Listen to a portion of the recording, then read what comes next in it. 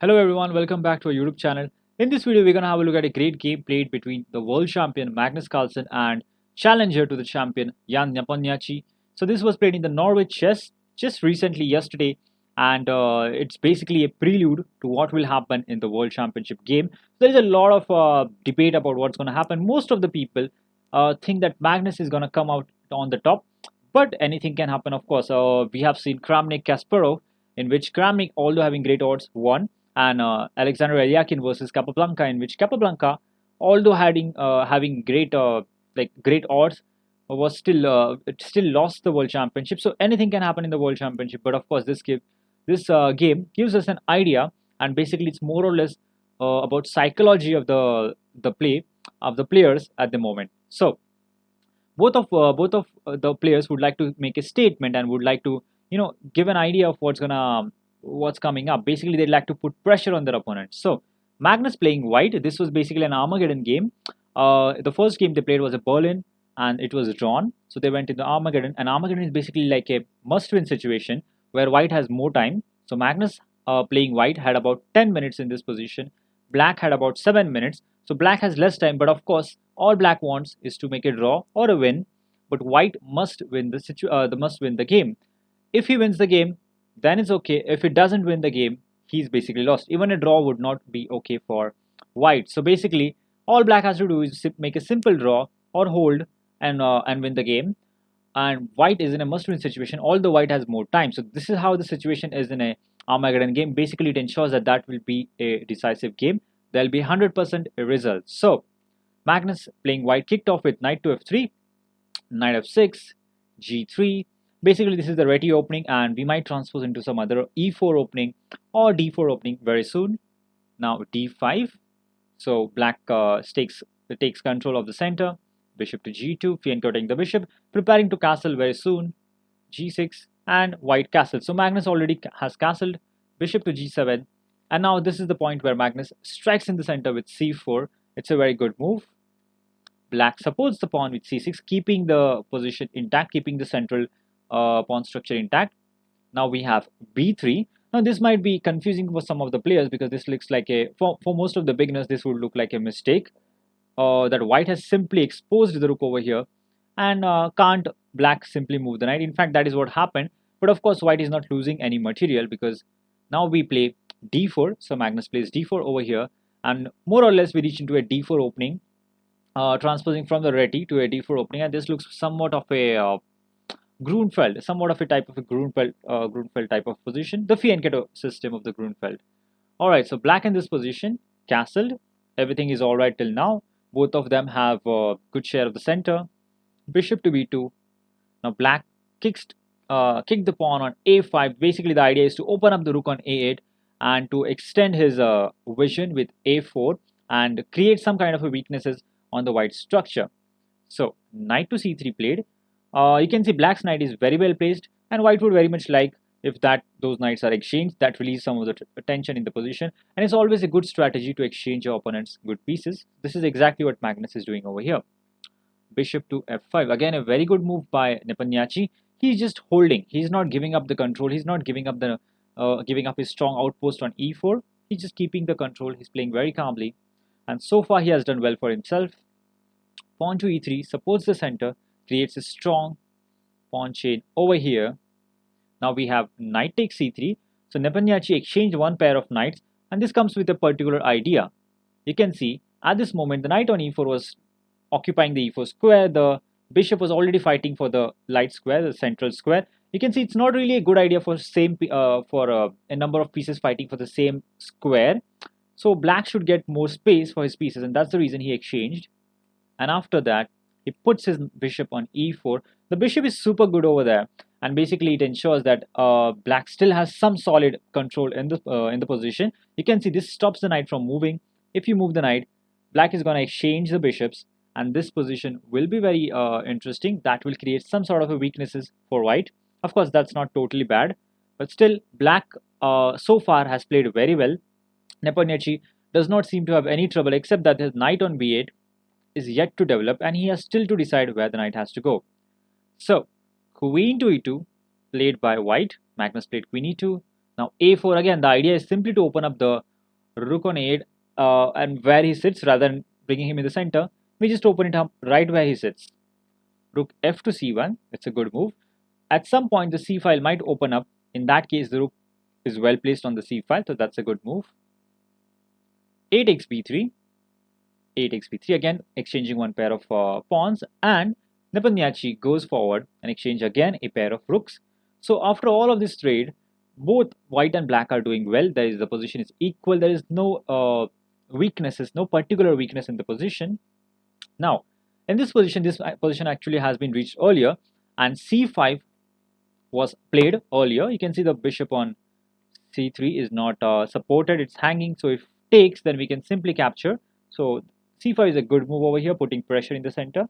But of course, in this game, Nepomniachtchi, I'm not sure if he has studied this game. He might have, of course. He's a very well prepared player right now. At the moment, he's preparing for World Championship. So I think most of the things he play is more or less prepared. So queen to b6. Basically, Nepomniachtchi is trying to get an initiative, and the way to get an initiative is to attack the targets. What are the targets in the position? The b3 pawn was a weakness. He's a target, so you attack it, and you create create some sort of an active play. White plays b4. It's a very good move. You can see white has a very strong pawn center, very solid, and it was in this position that it was necessary for black to actually capture on the c4 square. This would actually give black some sort of a freedom, and after, let's say, something like queen takes, you can establish the bishop on d5.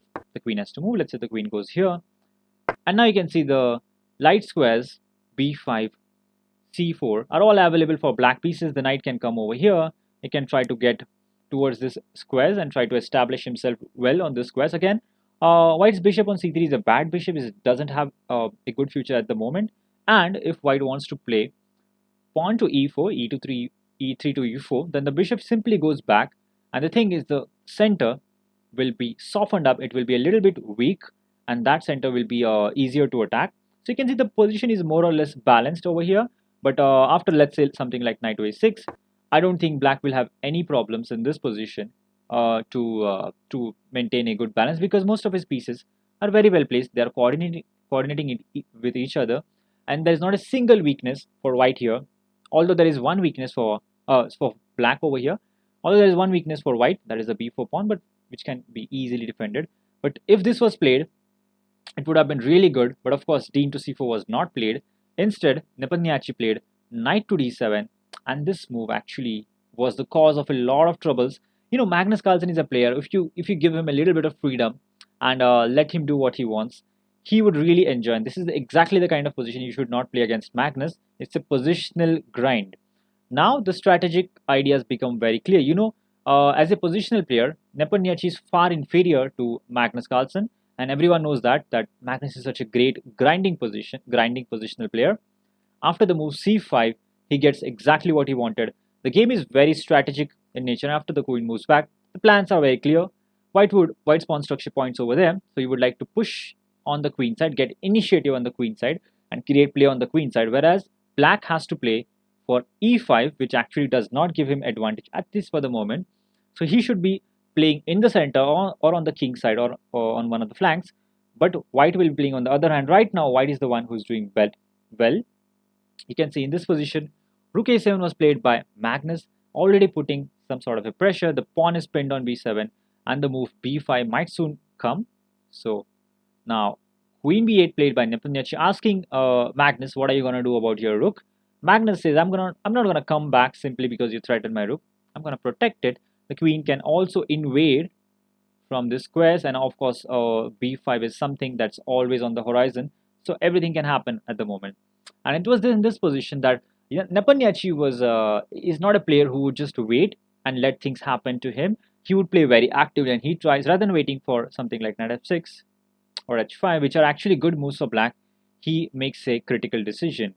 He captures on f3, and in fact, this is a very interesting decision by Nepomniachtchi, but actually it favors white, because after captures and black does get to play e5, so black got his strategical aim. His aim was to break in the center, and with e5 he is able to do that. White wanted to play for b5, so white also has a lot of pressure thanks to his doubled queen and rook on the a file. He has some pressure on the queen side.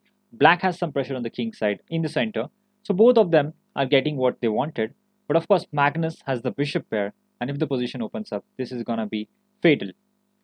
Pawn to b5 played. Again, black wanted e5, he got e5. White wanted b5, he got b5. Both of them got their strategical aims. But white is now trying to soften up this pawn structure, either capture and create a weak pawn on d6 or on c6, or if he captures on b5, then the d5 pawn would be vulnerable. So black wanted to keep the position solid and pushed in the center, but actually this move is not really great. You can see black does not have a light square bishop, so we do not have to worry about our light squares. And Magnus brings his bishop on another diagonal, shifts his bishop to this diagonal. In fact, he has a lot of potential on this diagonal, so we're gonna have a look at it. Of course, Nepomniachtchi did all of this because he saw a tactic, and the tactic was knight takes on c5, winning a pawn.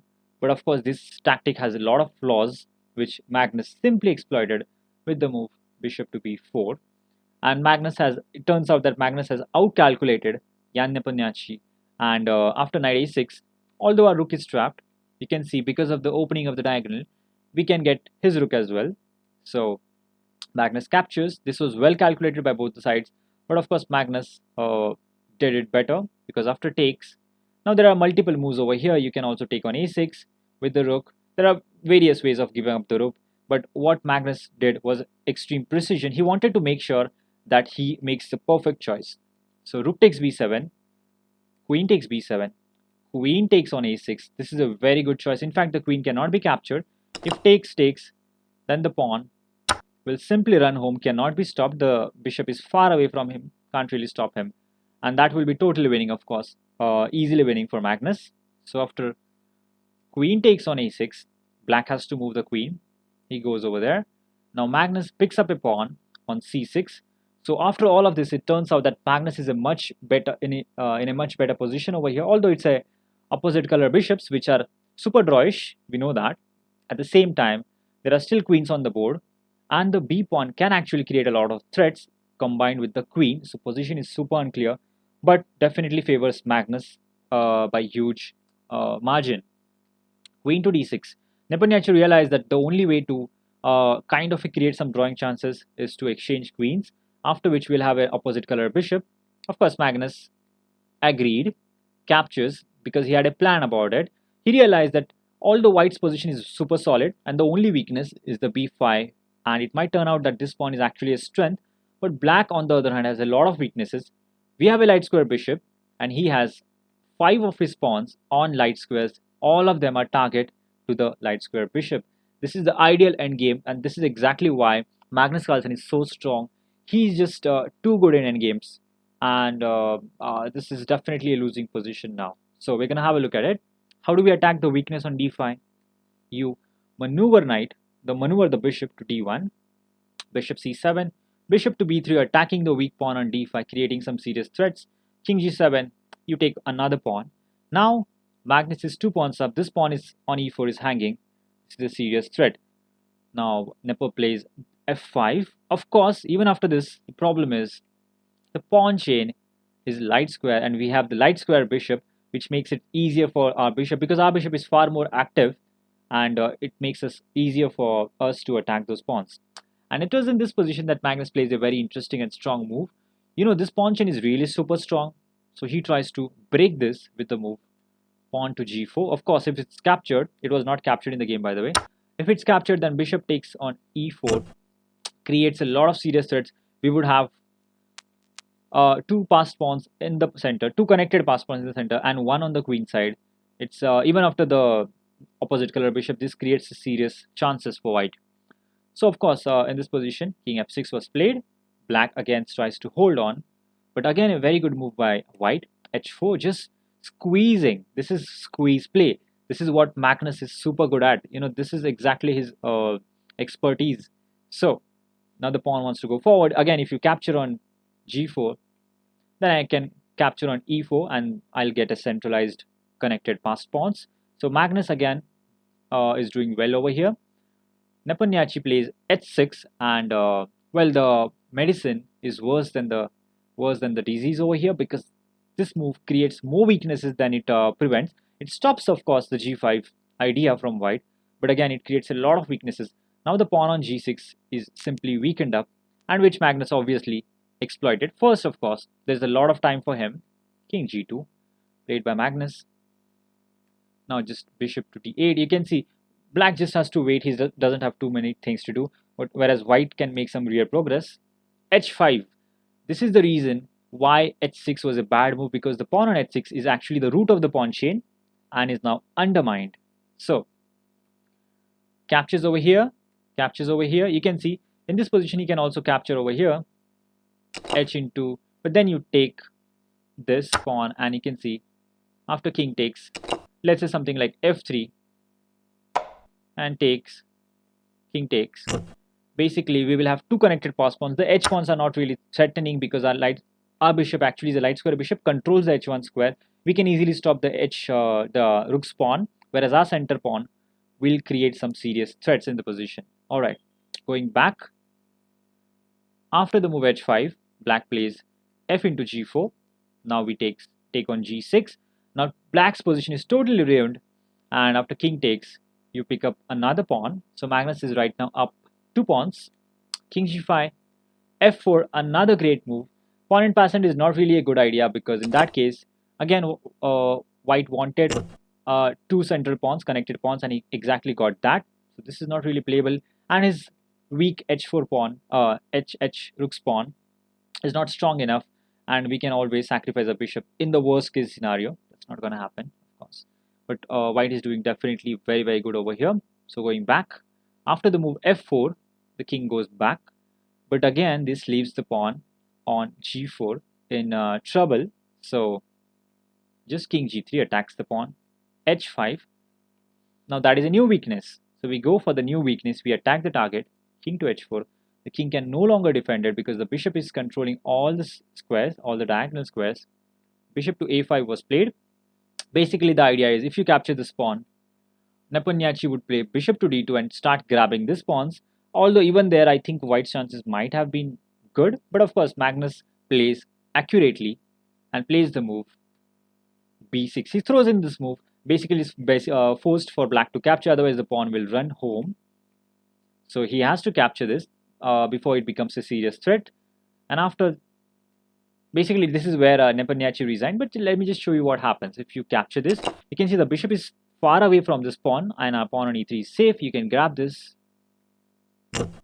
Bishop a5, or even something like g3, and just king g4. Basically, this is all super good for white. We are gonna pick up this pawn, and we are also protecting the e3 pawn. The king can simply go to king f3 and protect the pawn, and we have 3 passed pawns, 3 connected passed pawns against simply a bishop. Of course, Magnus will be simply winning this, no doubt at all. So it was a great squeeze by Magnus, as is typically known for.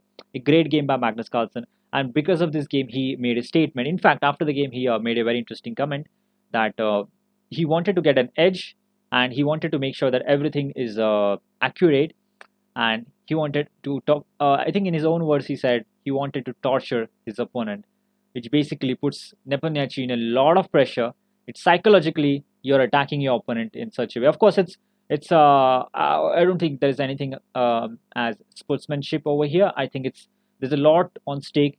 The World Chess Championship is a serious thing. You can't be a push around, and definitely Magnus is not. He's already starting to put pressure on Nepomniachtchi by these little victories over here and there. So yeah, that's a great statement by Magnus, torturing his opponent. Until next time, see you guys.